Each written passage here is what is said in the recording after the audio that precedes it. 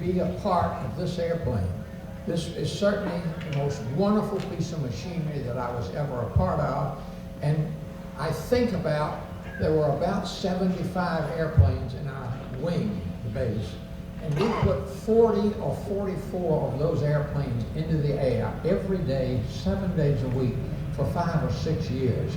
And first, to you and to the museum body, I want to pay tribute to the ground crews and the weapons people that did that. They worked 12 and 15 hours a day, and the airplanes were treated as they were personally owned by those kids during the war. They would sit at the end of the runway, watch us take off, and sit there and watch us land, and one of the airplanes lost, you would see them crying.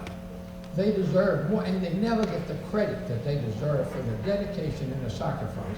And the second thing is the air crews. Most of us, or most of the people who went over were fairly young when they went over.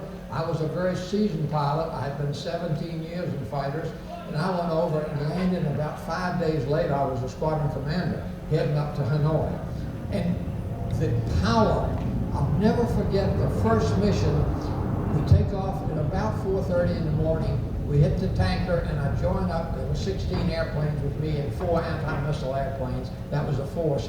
The dawn breaks, and I look out, and there's these beautiful 16 F-105s, and I'm saying, 17 years I've been dreaming of getting here to do this, and I'm finally here.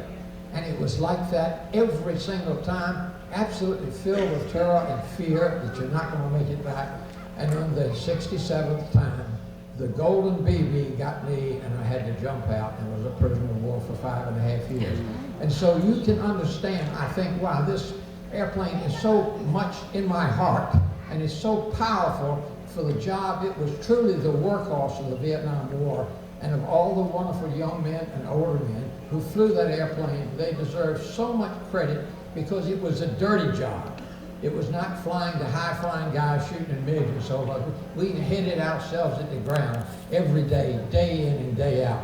And I'd like to make a point that has nothing to do with bravery, it has nothing to do with medals or even with service.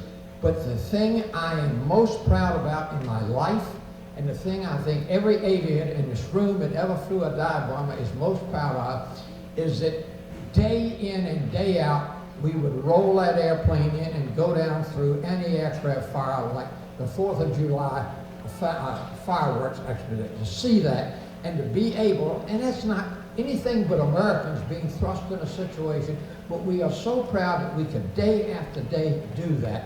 And that's why this airplane and the role that we had in Vietnam is so powerful in our life, and I'm so blessed to be here. Thank you.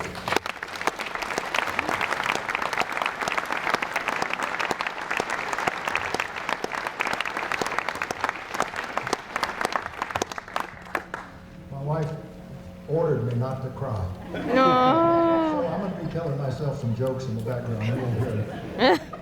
I also would like to personally thank General Ken Miles for being the ramrod to make this thing happen. You look around this facility, it's just amazing. We can have that kind of technology. Bill Kenny, the education director, did a wonderful job coordinating an awful lot of the effort. Tom Kruger, the chief